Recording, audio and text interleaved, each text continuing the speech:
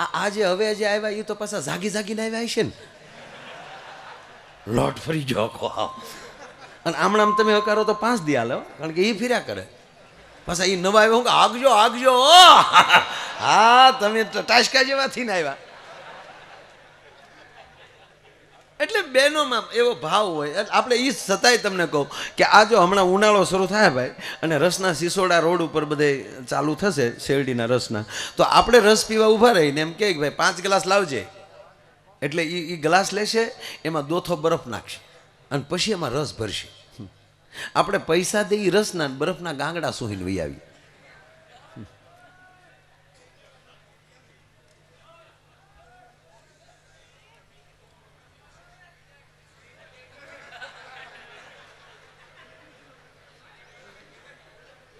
કારણ કે અમે પ્રભાતી આજ ગાવાના નથી. પ્રભાતી તો એવી જગ્યાએ ગાવાની હોય કે જ્યાં સવારે પેમેન્ટ લેવો હોય તો એ આયોજકને તાન ચડાવવા માટે પ્રભાતી ગાવી પડે. દેવા દેવાળો રે નથી, એ દુબળો ભગવાન નથી રે ભિખારી. એ પેમેન્ટ લેવા હતું.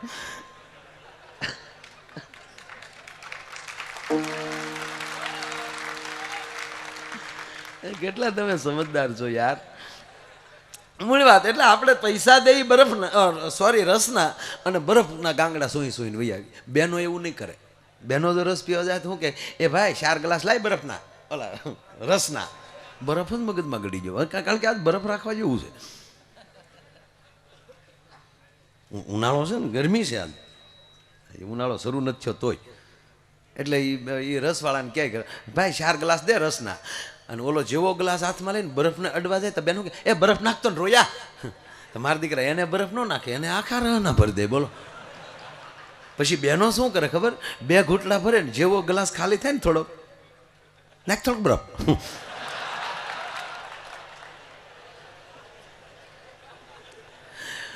પૈસા આપે રસના, બરફ મફત લે. અને આપણે કોઈ પણ વસ્તુ લેવા ગયા હોય તો અભિમાનમાં વાજબી ન કરાવી. દઈ દેને જેટલા થતા હોય એટલા એમાં શું લઈ લેવાનું. અને બહેનો એવું નહીં કરે. બહેનો જો કાંઈક કટલેરીની વસ્તુ લેવા ગયા હશે ને તો સાંજ લે તો એ મફતમાં લે. હા, અને પાછું જરાય વેપારીને ખોટું ન લાગે એમ લે. શું કામ? કારણ કે વેપારીને ખબર ન હોય.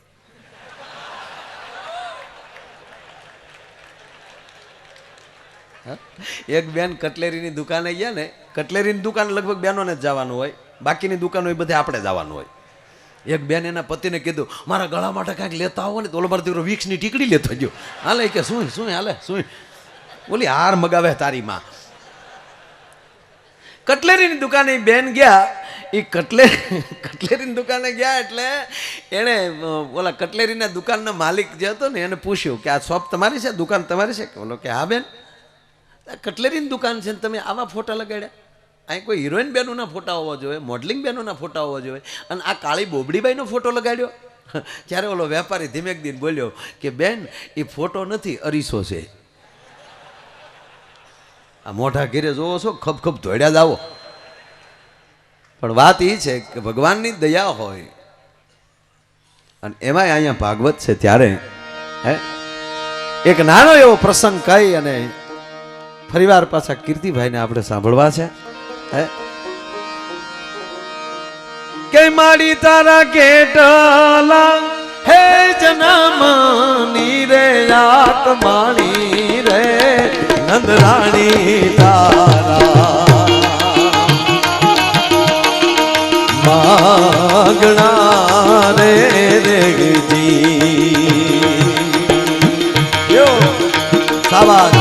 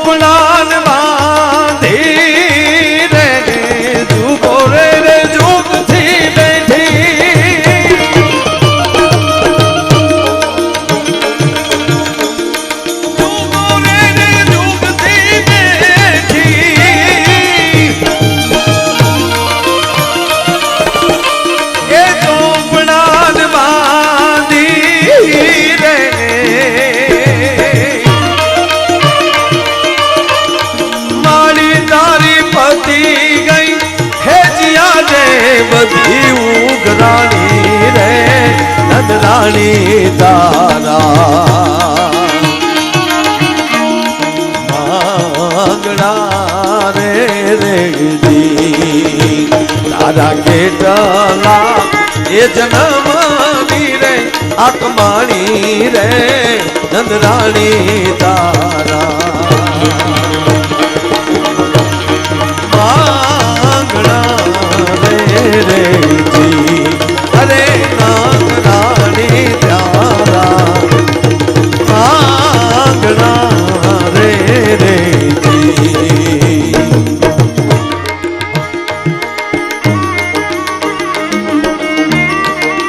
આ પ્રભા એ બા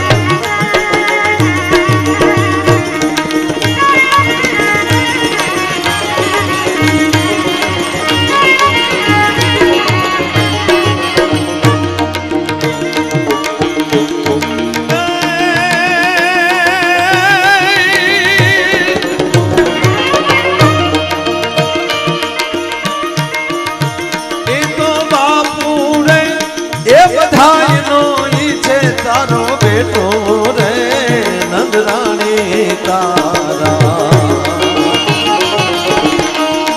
માંગણા રે રેજી અરે નંદરાણી તારા માંગણા રે રેજી અરે નંદરાણી તારા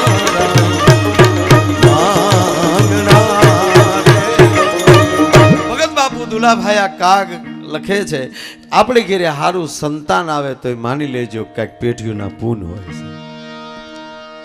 તો તમે કલ્પના કરો કે લાલ બાપુ જેવા સંત જેની કુખે જન્મો હશે જનેતાના કેટલા પૂન હશે.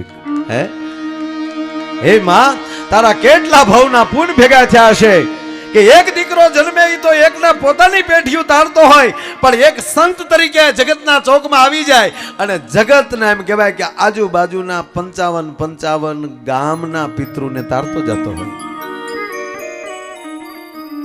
બહુ સહજ છે ભાઈ. સારું જીવન જીવવું હોય ને તો જ આ મહેનત કરવાની જરૂર છે, બાકી નબળા તો સહી જ. પણ એક કહું તમને, 18 વરણ બેઠું છે મારા બાપ, 18 વરણ એક રહેજો, 18 વરણ એક રહેજો. હાવણી કચરો વાળે પણ એની હાવણી છૂટી પડી જાય ને તો એમાં લીજ કચરો થઈ જાય છે એની વસ્તુ. અને તમે કલ્પના કરો કે હવે ઠીક છે બધું. એક નાનો પ્રસંગ કહી અને મારી વાતને વિરામ આપીશ. 5 જ મિનિટનો પ્રસંગ છે. તમે જે બનો એ, મારી વાત એ છે કે તમે જેમાં હોવ એમાં એકવાર બરોબર તમે બની જાઓ. મેં કીધું ને એ વાતનો મેં ટુકડો મૂક્યો હતો. એક સંત અહીંયા આવીને ધૂણી ધખાવી લે. હવે તમે કલ્પના કરો કે જો અમુક જ વરણ સાધુ થઈ શકતો હોત તો આપણો વારો આવે ખરો? સાધુમાં કોઈ જ્ઞાતિ નથી હોતી. રાજકીય ક્ષેત્રમાં જે સમાજ સેવક હોય એમાં પણ કોઈ જ્ઞાતિ નથી હોતી. ડોક્ટર કોઈ જ્ઞાતિનો નથી હોતો, શિક્ષક કોઈ જ્ઞાતિનો નથી હોતો, કોઈ કલાકાર કોઈ જ્ઞાતિનો નથી હોતો. એ અહીંયા બેસી જાય ત્યારે સારો સમાજ એનો હોય. નાની નાની વાતો કરી કરીને ભારતમાં કેટલા ભાગલા કરી નાખ્યા. સોમનાથ મંદિરને જ્યારે તોડવા માટે ઓલો હરામી આવ્યો અને રાત્રિને ટાણે બરોબર એક ટેકરા ઉપર ચડીને જોવે છે હિન્દવાની ફોજને. અને બાદશાહ ધ્રુજી ગયો તો સાહેબ કે ઓહો કેટલી મસાલું હળગે છે, કેટલા એમ કે ભાઈ હિન્દુસ્તાનમાં હિન્દુઓ રાજાઓ આવ્યા છે રક્ષણ કરવા માટે, મારે ભાગી જવું જોવે. ત્યારે આપણા જ આપણો એણે કીધું બાદશાહ ભાગવાની જરૂર નથી. કે તો કે આ મસાલું બસાલું કાંઈ નથી. તા કેમ? તા કે આમાં જેટલા વરણના યુદ્ધમાં જોડાણા છે ને એ બધાના સુલા નોખા નોખા છે, અમારે કોકનું એઠું ખાતા નથી કોઈ. અને બાદશાહ કે તો હું મેદાન મારી જાઉં, જેના અન્ન નોખા એના મન નોખા હોય તો હું મેદાન મારી જઈશ. અને કહેવાય છે કે એમાં એ સફળ થયો. સાહેબ એક જ ક્ષેત્ર એવું છે કે એમાં 18 વરણનું અન્ન એક હોય. એ આવી જગ્યામાં જ હું તમે એમ કહેવાય કે એક થાળીમાં જમીએ કે કેવડો આમાં કોઈ હિન્દુ હોય મુસલમાન હોય, અહીંયા 18 વર્ણની વાત છે સાહેબ, પણ જેના અન્ન નો ખાય, એના મન નો ખા, અને અન્ન ને મન બે જો એક કરી શકતું હોય તો આવા સંતની સાધના. અહીંયા આપણે અન્ન બધા ભેગું ખાધું, પાછો એક મન થી બેઠા ન કરે, એટલી બુદ્ધિ એ કરે આમ બે, કેટલી બુદ્ધિ ટકે ટકે મતાથી ના, જેવી તેવી આપણે બુજ્યું છે. પાણીએ રાત દો ધકારીએ છીએ. હમણાં કોઈ આવ્યું છાપામાં, પાણીથી હોંડા હકારે છે આપણો. હા, એન્જિનિયરનું ભણી ભણીને ટળી જાય એને નહીં આવડ્યું હોય. કોઠા હુદથી જે મળે નહીં, ભણતરથી નથી મળતું. હા, આ ઘાસલેટના રાજદૂત આપણે બનાવ્યા હતા. જેમ તેમ કાંઈ પેટ્રોલ હુંગાડી દેવું ને બરોબર તપી જાય એટલે પેટ્રોલ બનીને ઘાસલેટનો કોક ચાલુ. રાજદૂતને ખબર પડવા ન દીધી કે પેટ્રોલ ક્યારે બંધ થઈ જાય ને કેટલા ઘાસલેટ અમે પી જાય. રાજદૂતનું ખાનદાન કાઢી નાખ્યું ઘાસલેટ પાઈ પાઈ. વાત એ હતી કે તમે જે બનો છો એકવાર બની જાઓ, જેમાં જે ક્ષેત્રમાં હો. એક વિદ્યાર્થી ભણવા જતો હોય તો એકવાર એ વિદ્યાર્થી બની જાય. અને જેટલા એમાં ભણતા હશે યુવાન છોકરાઓ બધા, એમને પગે લાગીને કહો કે તમારી પાસે સમય સારો છે. આવનારા સમયમાં અત્યારે કરોડો છોકરા ભણે છે, કેટલીક જગ્યાએ તમને સરકારી નોકરી મળશે.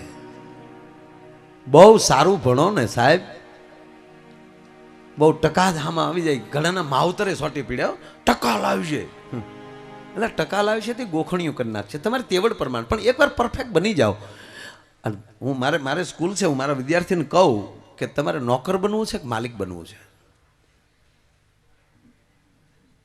બહુ ભણીને નોકર પણ બની શકાય, પણ કોઠા હુસ સાથે ભણો ને તો તમે નોકર ન બનો, તમે માલિક જ બનો. તમારી બાજુમાં તમારી પાસે જે વસ્તુ હોય એ સારી રાખો, પવિત્ર રાખો. આ બધાય પાસે મોબાઈલ છે યુવાન છોકરાઓ. અહીંની વાત નથી કરતો, બહારની વાત કરું છું. અહીંયા તો બધા સારા જ છે, પણ બધાય પાસે મોબાઈલ છે. કયો એવો છોકરો હોય એને બાપા એમ કે બેટા જોવા દે તારો મોબાઈલ મને, તો ધડદીને ઘા કરીને દે એવા કેટલા. આ ચિંતાનો વિષય છે મારા બાપ. ઈ વસ્તુ જેટલી આ દેશની સંસ્કૃતિને બરબાદ કરશે એટલું બીજું કોઈ નહીં કરી શકે. કારણ કે તમારા પાયામાં, તમારા હૃદય પાસે જે વસ્તુ તમે રાખો છો એની અંદર તો કમસે કમ પવિત્ર વસ્તુ રાખો તમે. ઠીક છે, અમે તમને હાસ્ય કરાવીએ, બધું બોલીએ, પણ અમુક વસ્તુ તો તમારે પીવી જ પડશે. અમારી પાસે હાવ ડાયરા એમણામ નથી હાલતા ભાઈ. અને અમારી કોઈ એવી રીતે મગજમાં લઈ લે કે નહીં હું આજથી પ્રતિજ્ઞા લઉં કે મારા મોબાઈલ અને સેમાં નેટ રાખો તમે ચોક્કસ. પણ સાહેબ તમારી ઘરે બેઠા બેઠા હવે તમારે મહાભારત કે ગીતા પુસ્તક ખરીદવું ન પડે, ડાઉનલોડ કરો ને એવી વસ્તુ. યાર તમારી 200 વર્ષ પહેલા આપણી પેઢીમાં કેવો પહેરવેશ હતો એ ડાઉનલોડ કરો ને, કે છે અને એકવાર બની જાઓ. અને મને ભરોસો છે સાહેબ, જે સમાજમાં જેવા થયા છે ને એ સમાજમાં પાછા એવા થાય. કારણ કે જ્યાં જે ખોવાણું હોય ને ન્યાલી જ જડે છે. આ સોમનાથના સિક્યોરિટીની આખી જવાબદારી સંભાળનારા મારા વડીલ બેઠા છે સાહેબ. સત્ય ઘટના કહું, સાગર દર્શન બિલ્ડિંગ ગેસ્ટ હાઉસ હજી નહોતું બન્યું અને વીઆઈપી આપણું જે ગેસ્ટ હાઉસ છે, અમારા ચાવડા સાહેબ અને એ 3-4 મિત્રો અમે બેઠા હતા. મને જ્યારે હોય ત્યારે એમ કે માયાભાઈ આરતી વખતે એકવાર આવો, સાંજની આરતી વખતે આવો. સાંજની આરતી વખતે હું ગયો એકવાર, અને મને એ આપણો જે વીઆઈપી, આ લોકો સાક્ષી છે એના આ વાતના, એની અગાસી ઉપર મને બેસાડ્યો. એની અગાસી ઉપર બેસી એટલે આ બાજુ મંદિર દેખાય, આ બાજુ ખુલ્લું મેદાન, દરિયાનો પટ. હવે તો ત્યાં પણ આપણું ગેસ્ટ હાઉસ મોટું સાગર દર્શન બન્યું છે. એ પટ ત્યારે ખાલી હતો. મને વિચાર થતો હતો, મને કે જોજો સાહેબ આ વાત નાખી દીધા જેવી નથી યાર, કંઈક અડે છે આ વાત. મને કે મેં કીધું પણ મને અહીંયા શું કામ બેસાડ્યું? મને કે બસ તમને ખાલી મારે થોડુંક દેખાડવું છે. અને ત્યારે સુડાસમા સાહેબ ડીવાયએસપી તરીકે હતા, અત્યારે ડીએસપી છે, રાજેન્દ્રસિંહજી ચુડાસમા. મને એટલું જ કીધું એણે કે અમે તો નિમિત્ત માત્ર હોઈએ, આ ભોળિયાનાથના અમે શું રખોપા કરીએ કે અમારો બાપ હજી જાગે છે. મેં કીધું શું કહેવા માગો છો? મને કે હવે પછી આરતી પૂરી થાય પછી લાઇટ શો ના થાય છે. સોમનાથ ક્યારે પ્રાગટ્ય થયું ચંદ્રથી લઈ અને એ અમરીશ પુરીના અને 2-3 આપણા સારા આર્ટિસ્ટોના અવાજમાં તમે આપ જાઓ તો ક્યારેક કંઈ સાંભળજો. આરતી પૂરી થાય પછી તરત મંદિરની પાછળ લાઇટ શો થાય, આખો ઇતિહાસ એમ કહેવાય કે ત્યાં એ રજૂ થાય છે. ત્યારે મને ત્યાં બેસાડ્યો એટલે બરાબર મને કે માયા ભાઈ આ બાજુ કૂતરાઓ બેઠા છે એની બાજુ તમે ખાસ મને કે છે ધ્યાન રાખો. અત્યારે બેઠા છે ને? મેં કીધું હા. અત્યારે કોઈ અવાજ નથી. મને કે ધ્યાન રાખજો.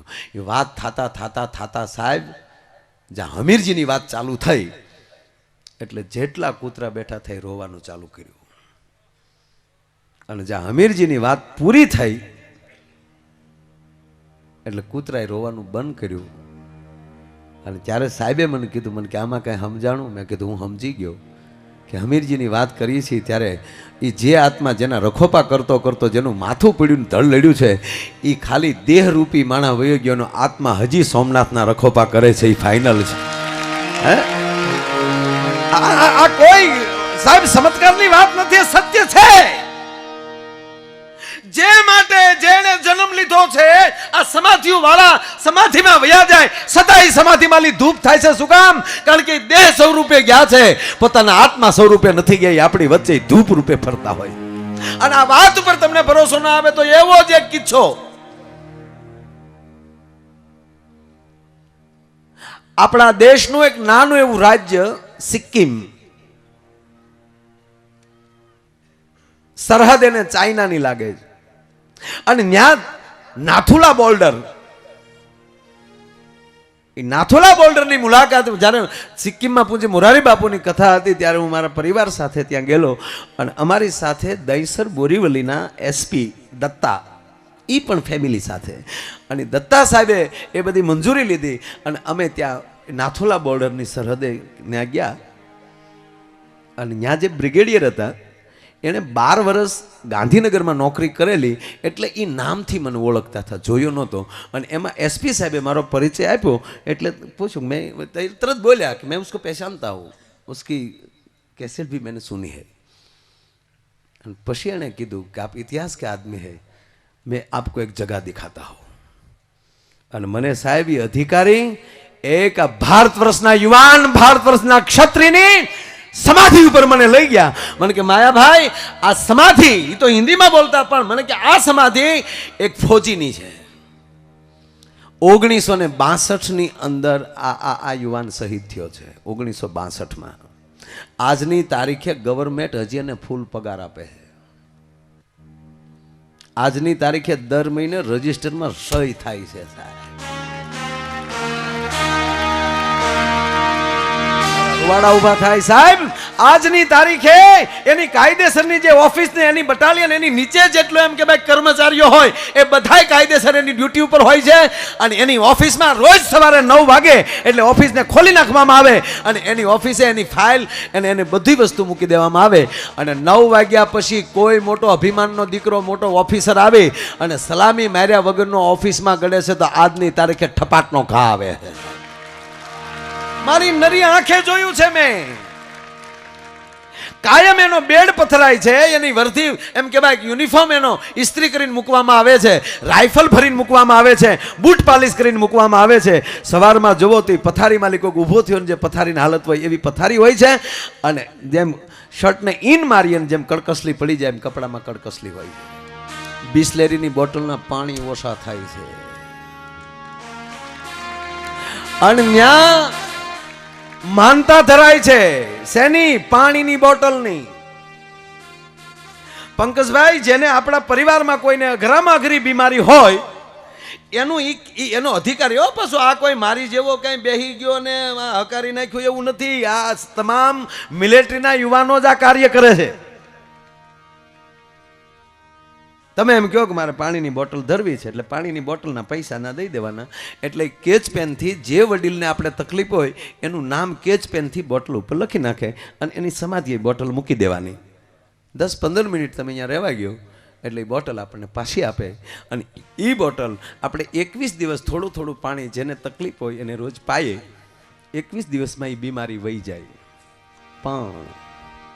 પણ જે ઘરમાં એ પાણીની બોટલ આવી એ ઘરમાં કોઈ દી પરમાટીને દારૂ ન ગળવો જોવે, એના પરિવારથી પીવો ન જોવે. આવી ચોખ્ખી શરત.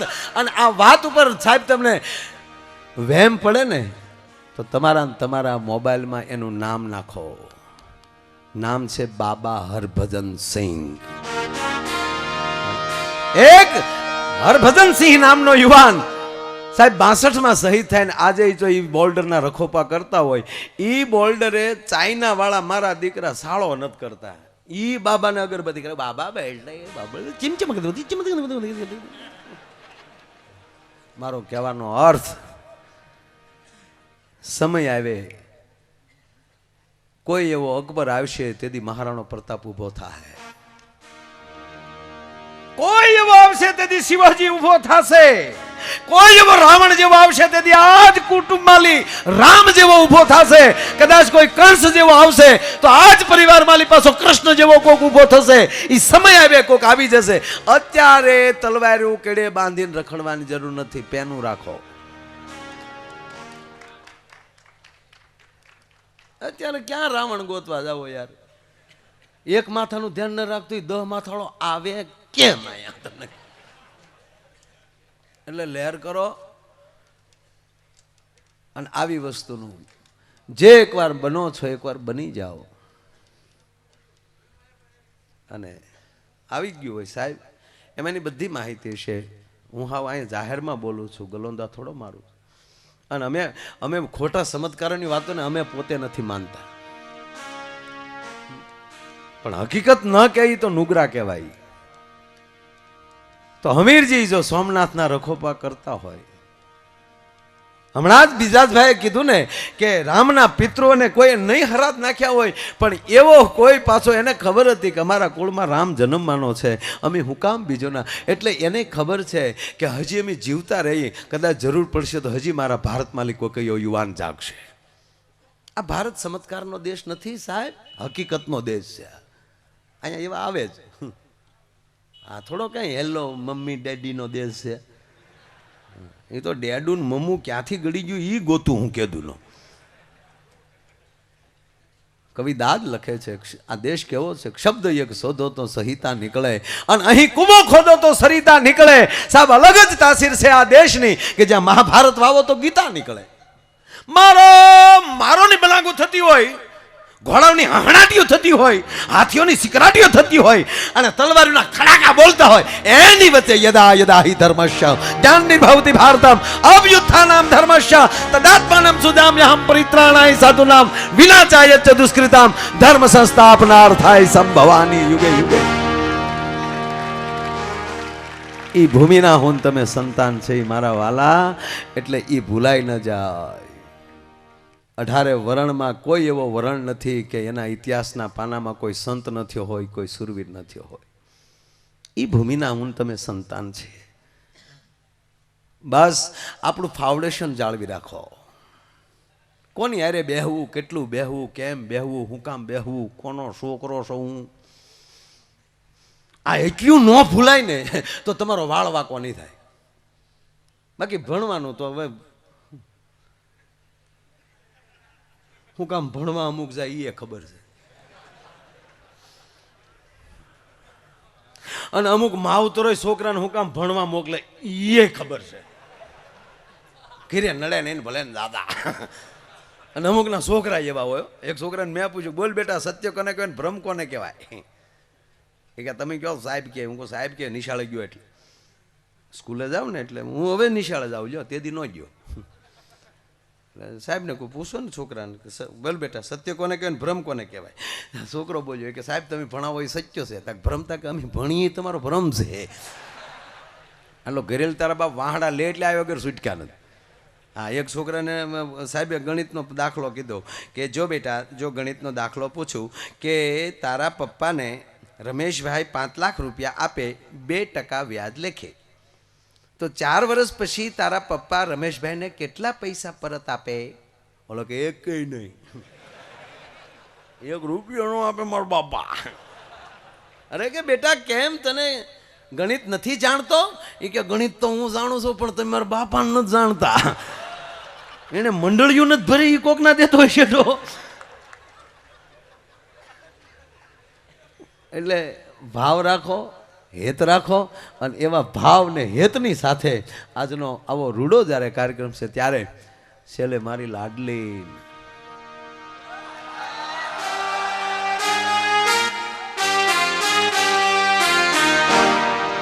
Welcome please Kirtidan Gadhvi.